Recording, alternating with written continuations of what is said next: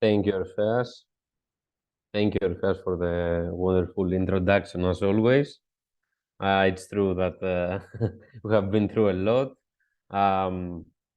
These competitions brings to our memory similar things that we have done in the past in order to get here that we are today. And with the help of Orpheus and all the team of Coralia and Isabi Greece to develop our product further. So today we have prepared a short presentation about our work so far. So let's get into it. Okay, so for whoever doesn't know about our work and us, we are CAIUS. We are a startup here in Greece, an AI startup that digitizes forest areas through satellite and geomorphological data. And we have been a team of researchers that went all the journey from personal projects and theses and things like that to a full developed company that has real products in the real market with customers, etc. So we have been all the in all the journey so far.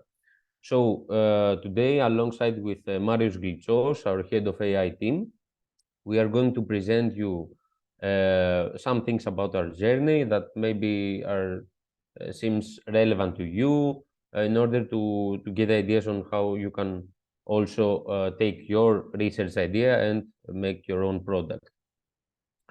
So our main product is CAIUS PATHS, is a cluster of neural networks that digitizes trails through forest areas, in mostly in Greece. With this project, we have been trying to solve a lot of problems in Greece rural areas, because in Greece, 60% of the rural areas are forest areas. And as you can see, especially in summer, we have a lot of problems with fires, natural disasters, etc. So we have a lot of problems in accessibility of the forest areas, which brings another problem of not developing smart ecotourism around them, and also don't have the accessibility to them in order to protect them. And in all of that, because we are a team that we began from rural areas. I'm from Metsovo. Marius is from Adikithira. We have a lot of remote areas in Greece that we are keen to them. We try to make a product that is very fast and also very economic in order to give to these areas the opportunity to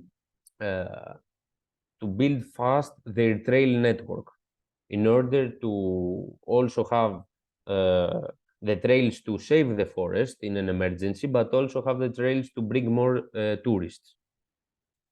So this is the advantages that we offer, because the other solution is to go in situ on foot and map all the trails, etc. But this is not enough, because you need to have updatability.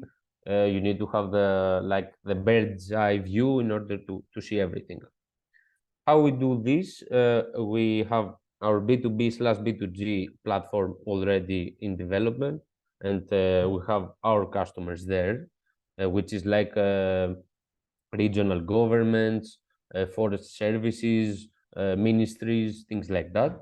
So they can enter our platform CAIUS Paths, and they can choose the geographical area that they need to scan in order for us to detect all the trails in them, and also all the problems around the trails. For example, disasters like when a trail is down from an earthquake, or some signatures are down, or a stream of water is behind the trail and disrupted, things like that. So we discover all these things. And after we give this map to our B2B/B2G customer, in order to update the trail network, renovate it, etc. When they done their part of the work and renovate the path and it's safe for the users, then we take all this data and send them to our app, which is a free app about our audience, hikers, local communities, tourists, all of them, and we give to them free the trails in order to make all the work they have to be done, or ecotourism, or maybe to try to organize better their activities on forests. But apart from this, they can by themselves point in the trails the problems that they encounter. For example, if they encounter a fall of rocks in a trail, or illegal activity, for example, illegal logging, things like that, they can report all of this to our app, and this works for us because we are taking this data and we are training our model, our AI model, to detect them. But also we are taking this data and we inform right away the forest services in order to address them. So we have the most immediate reaction to all these problems it can be. So we have a video here that we will show you later with Marius in order to explain more about the technology behind the CAIUS paths. I'm going to inform you more about the case studies and our journey so far.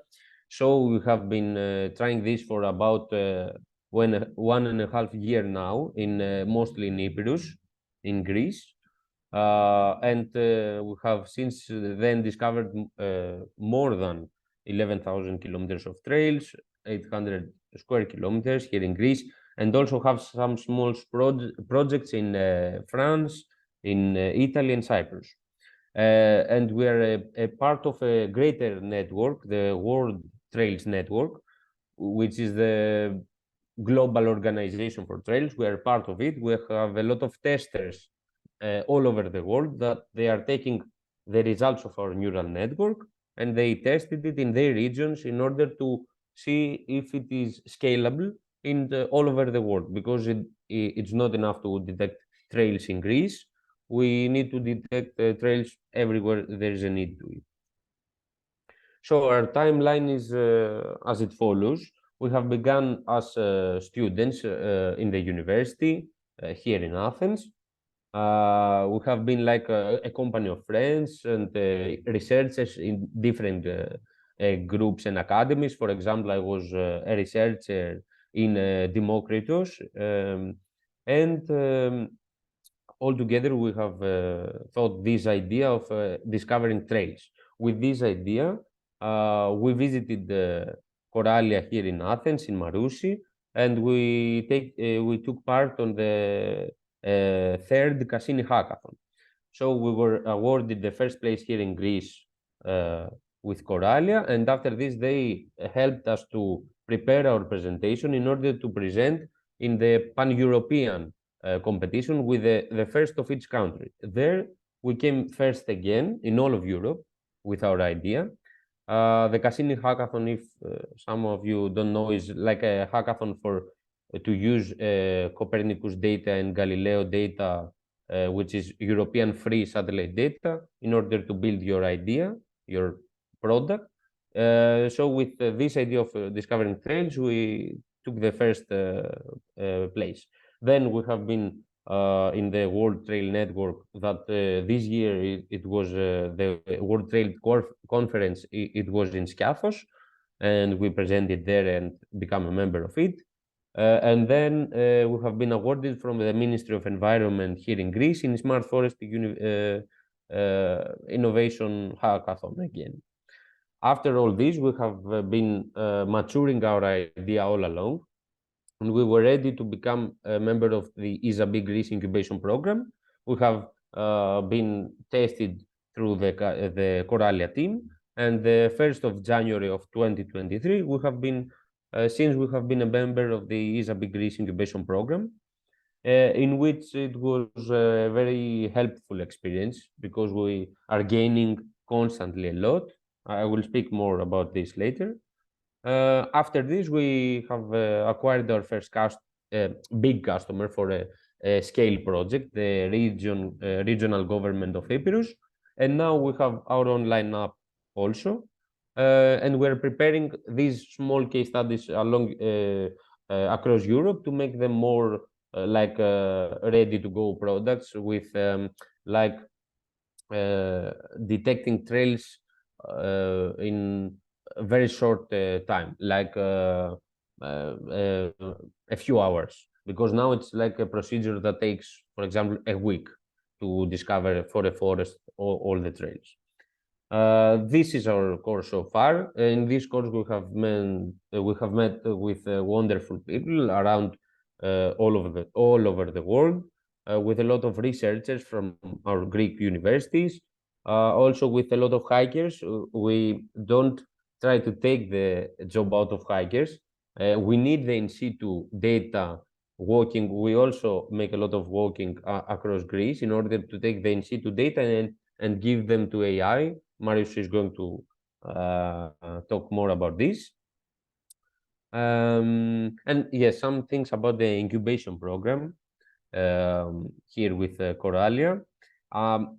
It was a very helpful experience because it helped us did exactly what I said before, take our idea from a research project and make it a market, a product, a real product that needs to, you need to think about customers, about how you are making money, not just it's a great idea, okay, let's do it.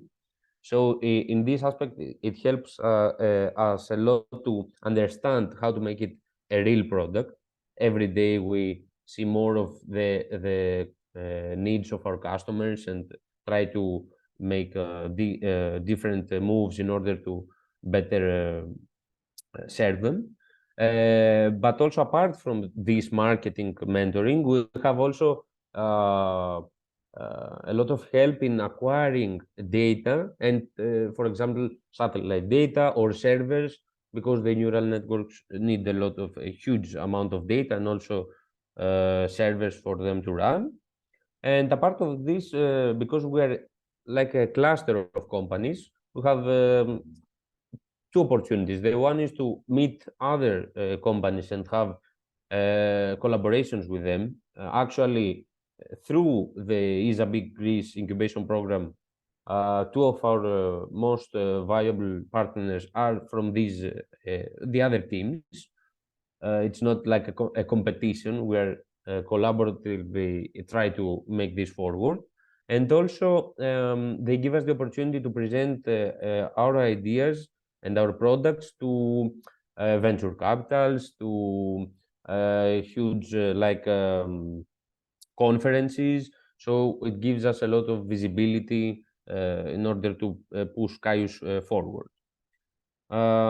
This is our team. We are mostly researchers, as I said before, but we also have some external partners as marketing assistants, lawyers, etc. But the main team still remains people that love hiking, love satellite data and AI, and we try to combine all them in our project.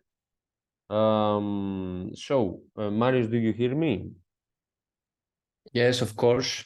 Okay, so maybe I'm going back to the some technological things. Do you have some questions now, or is it time for Marius to explain some more things about the...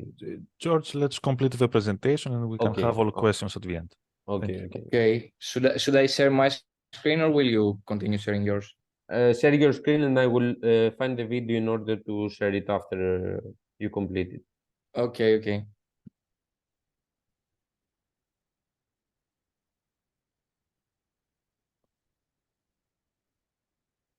Great. So now you should be seeing my screen. Can someone? Yes, Marius. Okay, great. So I'm going to start from a little bit from the end and go upwards in the presentation, because we are now going to get a little bit more technical. What we are actually doing, as George said, is actually training a neural network to learn to find hiking paths in forest. So this is actually a segmentation task. So in order for the neural network to learn how to find these trails, we have to give them data and actually label on this data what are the actual hiking trails. So the model actually learns to classify a pixel on the image, whether it is a part of the trail or it's not a part of the trail. So this is a slide so that you can see how our neural network learns to identify from given a single image the graph network. So starting from this, what we are actually doing and actually giving to our final customers is actually a lot more than just the output of our neural network. We are trying to create a network of paths, not only by the output of our neural networks, but also taking into consideration digitized maps, the satellite images and the output of our neural network, geomorphological data, drone footage, and other GNSS data from other users. So all in all, we are providing into one map all the merged data, not only from our neural networks, but also from all the other sources. So that is why I'm actually referring that, because it's really important to understand the importance of the data that we have. And this is a space that the ESA-BIC Greece incubation program really helped us in acquiring those data. And because we are using neural networks and the data are really important in order to train neural networks, we have a very a big variety of data through the ESA-BIC incubation program. So we are able to train our neural networks and have the desired output. Okay, this is from the technical side. I can show the video to see what actually our platform offers. Okay, now you should be seeing the video playing. So actually what we provide is you select an area and you can see the output of our neural network merged with all the other data. And we provide the user, if he selects a start and a finishing point, we provide the user with various paths that he can follow to go from the starting point to the finishing point. And of course, we keep updating those data based on real time, because as George said before, if someone goes and walks and finds a path, you cannot be sure that this path remains there intact after various rainfalls, etc. So that's it from my part and the technological side. I don't know if we have anything else to say. Is George here? Okay, no, he's not. So yeah, so I'm gonna finish this presentation by saying this. We as a startup company, we have not only we are not only in the startup domain, but we're also trying to help other teams in such competitions to win and gain knowledge. So we have taken mentors to a lot of other competitions, and of course a lot of the Cassini hackathons. And we're trying to give the groups what exactly they need in order to succeed in those kinds of competitions. So that's it. Thank you for your time, and I'm here to answer any questions you may ask. Thank you, Marios and Georgios. That was quite insightful. I will start with some questions, and then we can move on with our participants for whatever they want. So, Marios, a lot of people, when they hear about the space, competition get anxious that they have to be rocket scientists, space experts, or whatever. So with full, without hiding your culture or whatever, tell me, for all of your members in your team, how much space experience you had when you joined the competition. I'm going to be honest on this one. We had zero space knowledge. That's what I wanted to hear. Yeah, so... yeah. we had zero knowledge, and actually, the thought never came to our minds that we can use data from space to actually build such applications. So the Cassini hackathon that we took part actually gave us a really cool start to start thinking all these things that we can do with those data. So the lesson learned is that you can have whatever background you want, and you can bring your experience, technology, science, or whatever to space. Yeah, I agree. Something that I didn't notice whether you mentioned, but I still remember from your participation from a competition. If I'm not wrong, at least the initial models you used for the AI training, did it originate from the medicine field? Is there a story, something like that? Yeah, exactly. It's very interesting. So if you want, you can elaborate on this. Yeah. So as I referred in the presentation, we're actually using segmentation models, and the actual work of a segmentation model is to define a segment given an image. So they are using a lot of these models in medical stuff to detect from MRIs and all these various images that they have anything. So we are taking those models and we are applying it to satellite images and in general satellite data in order to find specific parts on the images. Yeah, I remember that you made an analog between identifying arteries and identifying paths from space. So it was exactly the same. You would identify roads through flesh or forest or whatever. Exactly. Okay, I did the questions I wanted to make for obvious reasons. So we can stop recording.